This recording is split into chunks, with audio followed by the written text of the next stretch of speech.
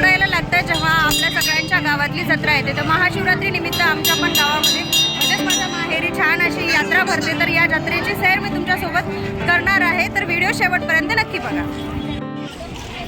अरे देवा, तयार केलेलं की आहे.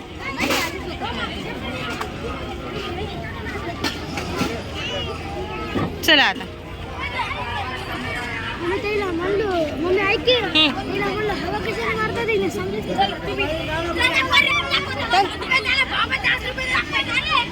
तर अशा प्रकारे आमची यात्रा सुरू झाली होती. जिकडे तिकडे इतके छान म्हणजे ना नेकलेस होते, बांगड्या होत्या आणि खूप काही असं सामान होतं जे की घ्यायसारखं होतं. आणि कालच्या ब्लॉगमध्ये तुम्ही बघितलं असेल, आम्ही आलो होतो यात्रेमध्ये, पण लेकरांनी आम्हाला कुठलीही खरेदी करू दिली नाही. आणि आम्ही रात्रीच्या वेळ गेलो होतो, म्हणजे कालच्या ब्लॉगमध्ये सायंकाळी 7 वाजता गेलो होतो आणि रात्री 11 वाजता परत आलो होतो. मग दुसऱ्या दिवशी आम्ही एक दिवस आराम केला आणि तिसऱ्या दिवशी आम्ही यात्रेमध्ये फिरायला गेलो, कारण की आता आम्हाला शॉपिंग करायची होती. आणि शॉपिंग पहिल्या दिवशी आम्ही काहीच केली नव्हती, फक्त असं ठरवून गेलो होतो की लेकरांना सगळं खेळू घालायचं, म्हणजे जे काही झोके आहेत आम्हाला पण खेळायचे होते. आता ते सगळं झाल्याच्या नंतर आज मात्र आम्ही इकडे खरेदीसाठी आलो होतो. भांड्याची दुकाने असतात, परत इथे ना म्हणजे बांगड्याची दुकाने असतात, लेकरांचे खेळणे असतात, असं भरपूर सारं सामान असतं जे की घेऊ शकतो. आता खरं तर हे मॉलमध्ये वगैरे किंवा भांड्याच्या दुकानातही ह्या सगळ्या गोष्टी भेटतात. किती वर्षापासून ही जत्रा करता? मी 10-15 वर्षापासून. या वर्षी जत्रेत तुम्हाला काय चांगलं वाटलं? या वर्षी झुले पिल्ले चांगले वाटले. बरं, आणि पहिल्याच्या जत्रेमध्ये आणि या जत्रेमध्ये तुम्हाला काय फरक अनुभवते? पहिल्याच्या यात्रामध्ये दुकानं जास्त येत होते भांड्याचे आमचे. अच्छा, आता नाही, आता कमी आहे आली. असं आहे का? बरं, धन्यवाद माझ्या छोट्याशा ब्लॉग मध्ये उत्तर दिल्याबद्दल. नाही, रोजच्या जेवायला छान आहे. तर आता सगळ्याच वस्तू दुकानात भेटतात आणि नेहमी आपण तर सिटीला राहतो त्यामुळे ह्या सगळ्या गोष्टी भेटतात. पण यात्रेतून अशा काही गोष्टी घेतल्याच्या नंतर ना त्या आठवणी राहतात, म्हणून आम्ही स्पेशली तिकडे यात्रेमध्ये हे सामान घेण्यासाठी गेलो होतो. खरं तर मला प्लेट पण पाहिजे होते, दिवे पण पाहिजे होते. आणि हे जे सेट आहे ते आम्हाला म्हणजे खूप स्वस्त पडला, म्हणजे 400 रुपयाला त्या मामाने दिला शेवटी. आणि 6चा प्लेटचा जो सेट असतो तो आम्ही इथे घेतलेला आहे. तर इतकं सारं या दुकानामध्ये व्हरायटी होते की काय सांगू तुम्हाला. म्हणजे वेगवेगळे दिवे होते, पणत्या होत्या, समई होती आणि कढया होत्या लोखंडाच्या, त्यातल्या त्यात विळी होती, विळती म्हणतो आपण त्याला, तर ते वेगवेगळ्या शेपमध्ये विळती होत्या, डब्बे होते जर्मरचे. आणि त्यानंतर इथे तुम्ही बघू शकता की छान असे तांब्याचे पण भांडे होते, पितळाची भांडी होती, समई होती आणि स्टीलच्या बॉटल होतात. म्हणजे आजकाल म्हणतात ना प्लास्टिकच्या बॉटलमध्ये हे पिलं नाही पाहिजे पाणी, त्यामुळे इथे स्टीलच्या बॉटल पण होत्या. आणि दिव्याचे तर वेगवेगळे प्रकार होते. त्यानंतर जे नटरंग किंवा वेगवेगळे देव असतात ते पण इथे होते. आणि म्हणजे जे काही पूजेच्या ताटाचे सामान असतात किंवा मग कापूर वगैरे आपण बाळतो त्याच्यासाठी पण ते इथे जे दिवे होते ते होतं. हळदी कुंकाचे करंटे होते. आणि त्यानंतर सुरुवातीला मी हे कढई बघितली, पण मी म्हटलं की थोडीशी महाग वाटली मला, त्यामुळे मी घेतलं नाही. आणि त्या मामाला सांगितलं की बघू मामा, पुढच्या वर्षी घेऊन जाईल मी, कारण की एकाच वेळी सगळं घेणं पण शक्य नव्हतं. त्यामुळे इथे आहे ना आम्ही ते कढई कॅन्सल केली, पण इथे प्लेट वगैरे जे आहेत ना ते घेतलं. आणि त्यानंतर तुम्ही बघू शकता पूर्णाच्या चाळण्या होत्या आणि जे काही मंदिरामध्ये वगैरे बायका घेऊन जातात पूजेचं सामान ते सुद्धा तिथं होतं. पूर्णाची चाळणी आम्ही बघितली, म्हणजे इथे क्वालिटी पण वेगवेगळ्या होत्या, म्हणजे पहिले हलक्या क्वालिटीची पण होती आणि जाड पण चांगल्या क्वालिटीची पण होती. तर मी ते बघितली, कारण माझ्याजवळ पूर्णाची चाळणी नव्हती, पण ते काही मला पटली नाही, त्यामुळे म्हणजे रिजनेबल रेट मला वाटला नाही, त्यामुळे मी ते घेतले नाही. सो असं पैसे वगैरे दिलेत आणि आम्ही नंतर या दुकानामध्ये काही आम्हाला दिव्याचा भाव पटला नाही, त्यामुळे आम्ही दुसऱ्या दुकानात गेलो. आता जवळजवळच भरपूर सारे असे दुकानं होते, त्यामुळे आमच्यासाठी पण ऑप्शन होते. आणि त्यानंतर आम्ही इथे गेल्याच्या नंतर आम्हाला पहिल्यांदा 180ला एक दिवा, म्हणजे मला दिवा घेतला तर ना 2 दिवे एकदाच घ्यावे असं म्हणतात, त्यामुळे मला आता 2 दिवे घ्यायचे होते. आणि एक म्हणजे ना कसं होतं की डिझाईनचे पण दिवे होते, पण आई म्हणत होती की प्लेन घे, पण मला वाटलं की नेहमीच आपण प्लेन घेतो किंवा माझ्या लग्नामध्ये आलेले प्लेन दिवे होते माझ्याकडे, म्हणून जे वेगळे क्वालिटीचे दिवे होते ते मी इथे घेतलेले आहेत. आणि 180ला एक असं त्यांनी सांगितलं होतं, पण शेवटी मला ते 150ला एक, 150ला एक असं 300मध्ये 2 जोडी आम्ही घेतलेल्या आहेत. आता थोडंसं आम्ही लेकरांना रागवलं होतं, त्यामुळे ते थोडं शांत बसले आणि आम्हाला हे बघू देत होते.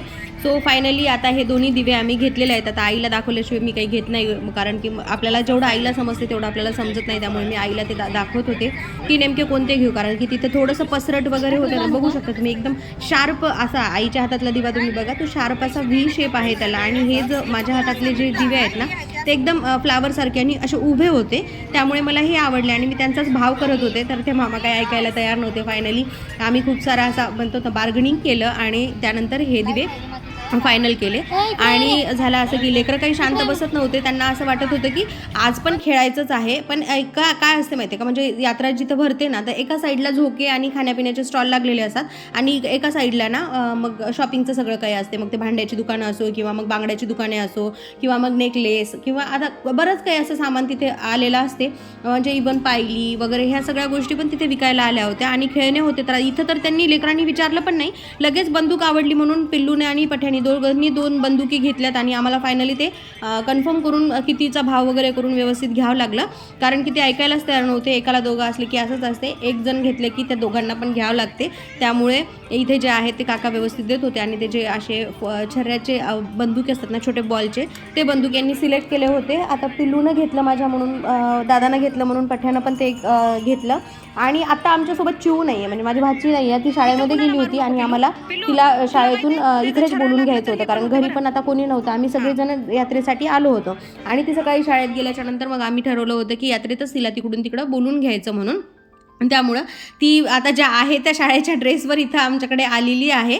आणि त्यानंतर आता तिचं आलं तसं चालू होतं की मला ब्रासलेट घ्यायचं, कारण की तिच्या शाळेमध्ये कोणीतरी तिच्या मैत्रिणीने घेतले असेल आणि ती आपल्याला सांगत होती की मला हे ब्रासलेट घ्यायचं. फायनली आता आम्ही बांगड्याच्या दुकानात आलो. लेकरं काही ऐकत नव्हते, पण त्यांना त्या बंदुकी घेऊन दिल्या खेळायला आणि म्हटलं की तुम्ही बंदुकी खेळा. आता आम्ही काल पण बांगड्या घेतल्या नाही म्हणून आज बांगड्या घ्यायला गेलो. इतकी व्हरायटी, इतक्या कलरफुल बांगड्या होतात आणि फायनली म्हणजे इतकं काही होते ना, म्हणजे साईज पण वेगवेगळ्या अवेलेबल होत्या आणि नेमकीच यात्रा भरलेली होती. त्यानंतर खूप छान छान डिझाईन होत्या, स्टोनमध्ये होते, प्लेन बांगड्या पण होत्या आणि मोत्यांच्या बांगड्या पण होत्या. हे सगळ्याच बांगड्या होत्या. तसं हे मामा आमच्या ओळखीचे आहेत, म्हणजे गल्लीमध्ये पण त्यांचा गाडा येत असतो, त्यामुळे मग म्हटलं की इकडेच मामाकडेच घ्यायच्या बांगड्या आणि म्हणून मग आम्ही ना इथे आलो बांगड्या घ्यायला. आता सुरुवातीला मीच पसंत केल्या, त्यानंतर आई आणि त्यानंतर माझे भाऊजाई वगैरे आम्ही हे सगळं सिलेक्ट करत होतो. आता मला ज्या बांगड्या आवडल्यात ना, त्या इतक्या छान होत्या, म्हणजे जर तुम्हाला जर ग्रीन जे प्लेन बांगड्या असतात ना, त्याच्यामध्ये पण मॅच केल्याच्या नंतर ह्या चांगल्या बांगड्या दिसणार होत्या. किंवा मग कधीतरी सिंपल साडी वगैरे आपण वेअर केली असेल तर 2-2 जे गोट आहेत ना, त्या 2-2 बांगड्या जरी आपण घातल्या तरी त्या छान दिसाव्या, अशा प्रकारच्या मी बांगड्या इथे घेतलेल्या आहेत. फार असं काही वेगळं मी आणि माझ्या भाऊजीने घेतलं नाही, एकदम मायनर अशा डिझाईनचा फरक होता. त्या बांगड्या आम्ही सिलेक्ट केल्या आणि घेतलेल्या आहेत. तुम्हाला दाखवते मी, इतके व्हरायटीज होते. म्हणजे हा माल सगळा आता ऑनलाईन पण मिळत आहे, पण जी मजा ना यात्रेमध्ये खरेदी करण्याची आहे ना, ती मजा ऑनलाईन खरेदी केल्याच्या नंतर कधीच मिळणार नाही. त्यामुळे मला जे काही खरेदी करायची असते ना, तर ते मी असे यात्रेमध्ये किंवा मग अशा स्टॉल जे लागलेले असतात ना, त्यावरती खरेदी करायला मला प्रचंड आवडते. आणि आता बघू शकता तुम्ही की आम्ही बांगड्या वगैरे घेत आहोत. पण असं असते ना की म्हणजे बांगड्या हातात भरून जातात बायका. म्हणजे जवळपास आता ही परमेश्वराची यात्रा आहे माझ्या गावी जी भरते ती, आणि प्रचंड मोठी भरते. तर 52 खेड्याचे लोक तिथे येतात आणि इतकी गर्दी होती. प्रत्येक बाईले की आजूबाजूच्या पण बाईले की घरी येतात आणि ते पण असं यात्रेमध्ये जाऊन बांगड्या वगैरे भरतात. आणि खरं सांगू का, म्हणजे यात्रेमध्ये गेल्याच्या नंतर कुंकू घेणे किंवा बांगड्या घेणे किंवा प्रसाद घेणे हेच आपल्या बायकांचं ठरलेलं असते. आणि याच्या व्यतिरिक्त आपण काय खरेदी करणार ना, म्हणजे नेकलेस वगैरे ह्या गोष्टी आपण खूप कमी यूज करतो, पण बांगड्या मात्र कंपल्सरी सगळेजण घेतात. त्यामुळे बऱ्याच तिथं बायका आल्या होत्या. एवढे छोटे छोटे लेकरं घेऊन आले होते की म्हणजे एक तर मुलगा मी कॅप्चर केला नाही याच्यामध्ये, तो लिटरली 3 महिन्याचं बाळ घेऊन एक बाई इथे यात्रेमध्ये आली होती. त्यानंतर सगळेजण इथे ना व्हरायटीज बघत होत्या. छान ऊन पडलं होतं. आम्ही ज्या दिवशी खेळायचं होतं आम्हाला, म्हणजे कालच्या ब्लॉगमध्ये तुम्ही बघितलं असेल की आम्हाला जेव्हा यात्रामध्ये जाऊन झोके वगैरे खेळायचं त्यावेळी आम्ही सायंकाळी गेलो होतो. 7 ते 11 आम्ही यात्रा केली होती. पण आज मात्र आम्ही थोडंसं दुपारचं गेलो होतो. म्हणजे 3 वाजता आम्ही तिथं मार्केटमध्ये गेलो. घरी 2 वाजल्यापासूनच तयारी सुरू होती, पण फायनली आमची तयारी 3 वाजता झाली आणि आम्ही मार्केटमध्ये आलो होतो. ॲटो करूनच आलो होतो सगळेजण. आणि फायनली तो मोमेंट आला जो मला की खूप आवडते. म्हणजे मला बांगड्या भरून हातामध्ये घालायला खूप आवडतात. आणि मी म्हटलं की मग दुसऱ्या कोणत्या अशा डिझाईनच्या घेण्यापेक्षा ना ह्या प्लेन हिरव्या बांगड्या आहेत ज्या कोणत्याही साडीवर व्यवस्थित जातील अशा, म्हणून मी ह्या बांगड्या ज्या आहेत त्या मला माझ्या भाऊजाईने भरलेल्या आहेत हिरव्या बांगड्या, तर ते मी घेतल्या. आणि माझ्या म्हणजे एक कोइन्सिडन्स असा झाला की त्या ज्या बांगड्या होत्या त्या माझ्या ब्लाऊजवरती मॅच होत होत्या. म्हणजे रेड साडी आणि जी आहे ग्रीन कलरचं ब्लाऊज मी वेअर केलं होतं. सो मला असं वाटलं की ह्या हिरव्या बांगड्या ज्या आहेत त्या ब्लाऊजवरती व्यवस्थित मॅच होतील. आणि हिरव्या बांगड्यांचं असं असते ना की ते कुठल्याही साडीवर मॅच होतात. त्यामुळे मग जे एक डझन आहे म्हणजे 2 डझन मी ना हिरव्या बांगड्या हातात भरून घेतल्यात. आणि यात्रेत जायचं म्हणून तुम्ही बघू शकता हातामध्ये हातावर मी पहिलेच मेहंदी लावले होते. सो ह्या 2 गोष्टी आहेत ना ते मला प्रचंड आवडतात, हाताला मेहंदी लावणे आणि हातात बांगड्या भरून जाणे. तर त्यामुळे ह्या ज्या बांगड्या आहेत त्या इथे मी भरून घेतलेल्या आहेत. खूप स्वस्त लागल्या आम्हाला बांगड्या आणि मामा ओळखीचे असल्या त्यामुळे रिजनेबल रेटमध्ये आम्ही भरपूर सारे बांगड्याची खरेदी केली. त्यामुळे त्यांनी पण व्यवस्थित रेट लावला. आणि यात्रेनिमित्त ते माल पण भरतात ना, तसं असं जुनाट माल वगैरे काही वाटत नाही, म्हणजे एकदम फ्रेश माल असतो. त्यामुळे मग आम्ही भरपूर साऱ्या बांगड्यांची पण इथे खरेदी केलेली आहे. त्यानंतर आता तुमच्याकडे आहे की माहीत नाही प्रथा, की आमच्या इकडे अशी प्रथा आहे की जेव्हा कासाऱ्यांनी बांगड्या भरल्या तेव्हा ना आपण त्यांचे पाया पडतो किंवा मग हात जोडतो. सो आता बांगड्या भरल्याच्या नंतर मी पण त्या कासाऱ्यांचे असे हात जोडलेत. त्यानंतर आता वेळ येते आईची. आता आईचा प्रॉब्लेम असा झाला होता की आईच्या हाताच्याच बांगड्या भेटत नव्हत्या. म्हणजे तिला ज्या आवडल्या ना त्यामध्ये साईज नव्हती आणि जे म्हणजे मोठ्या होत होत्या त्या तिला. त्यामुळे आमचं खूप परेशानी झाली. आणि मी आईला म्हटलं की आता आलोच आहे तर बांगड्या भरून जाऊ. आईचं म्हणणं होतं माझ्याजवळ भरपूर बांगड्या आहेत, कसं आपण आल्यानंतर काहीतरी घेऊन जाणं यात्रेची आठवण. त्यामुळे आईला मी म्हटलं की आई कोणत्या जर दुसऱ्या नाही आवडल्या तर ह्या ज्या प्लेन चॉकलेटी बांगड्या आहेत ना ते घाल, म्हणजे डेली यूजला पण होतील आणि सगळं होईल. मग आम्ही तिथे सगळ्यांनी बांगड्या घेतल्या. मी घेतली, माझ्या भाऊजाईनं बांगड्या घेतल्या, आईने बांगड्या घेतल्यात आणि चिवचं ब्रासलेट वगैरे राहिलं होतं. आपण आम्हाला मधातच हा ना पायनॅपलचा गाडा दिसला आणि पायनॅपलचा गाडा दिसल्याच्या नंतर मग ते 10-10 रुपयाला जे प्लेट होते ते देऊ लागले. त्यामुळे आम्ही ते घेतले, कारण आता लेकरांच्या पोटात पण थोडंसं टाकायचं होतं. त्याचमुळे आता हे जे छोटे छोटे ग्लासमध्ये, खरं तर हे परवडायसारखं नसतंच मुळी, पण कसं आहे माहिती आहे का, आता त्यांचा पण बिझनेस आहे आणि त्यानिमित्तानं लेकरं पण खातील म्हणून हे सगळ्यांना दिलं. आणि एक जे ग्लास होतं ते मी आणि हेमा म्हणजे माझे भाऊजाई आम्ही दोघीजणे ते शेअर करणार होतो. सो लेकरांनी हे खाल्लं, पाणी पिलं. तसं यावरती छान असं मी मीठ असते, काळं मीठ वगैरे तिथं ठेवलेलं होतं, ते छान स्प्रेड केलं आणि इतकं टेस्टी लागत होतं. आणि यात्रा फिरून आल्याच्यानंतर आता नुसतं काही पाणी प्यावं वाटत नव्हतं. म्हटलं चला काहीतरी खाऊन पाणी प्याव, म्हणूनच हे आम्ही घेतलं होतं. खूप टेस्टी लागत होतं, आंबट होतं, पण आता सगळेजण खात होते म्हणून मी पण घेतलं खायला. आणि त्यानंतर हे बघा डमरू, जिथं वस्तू दिसतील आपल्या हाताला लागणाऱ्या त्या वस्तू आमचे लेकरं घेत होते. आणि घेतलं की मग आई हे पाहिजेच असं त्यांचं होतं. आई आई आई सारखं पैसे दे हेच त्यांचं मागून चाललं होतं. त्यानंतर आम्ही आलो तर आता पकोडे आणि जिलेबी न्यायला. यात्रा म्हटल्याच्या नंतर सगळ्यात लास्टला म्हणजे सगळी खरेदी वगैरे झाल्याच्या नंतर ना आमच्या इकडे हे जिलेबी आणि गरमागरम पकोडे घेऊनच जातात सगळेजण. तर जिलेबी आमच्या इथं कोणी जास्त खाणार नव्हतं, त्यामुळे आईला मी म्हटलं की आई पकोडेच घे, तिखट आहेत तर सगळेजण खातील आणि छान पाणी पितील म्हणून. तसं तर काही ठिकाणी असं असतं की यात्रेमध्येच बसून खातात, पण आमच्यासोबत लेकरं होते आणि ते काही शांत बसणारे नव्हते. खाण्यापिण्याचा त्यांचा काही तेवढा नाद नसतो, जिकडं दिसलं तिकडं ते जात होते. त्यामुळे मग मी म्हटलं की आई सगळं हे पॅक करून घे. आणि पॅक करून घेतल्याच्या नंतर मग आम्ही घरी जाऊनच हे सगळं काही खाणार होतो. तर इथे ना गरमागरम जिलेबी पण काढणं चालू होतं आणि मग मी ते कॅप्चर केलं, कारण या मामाच्या हाताची स्पीड तुम्ही बघू शकता.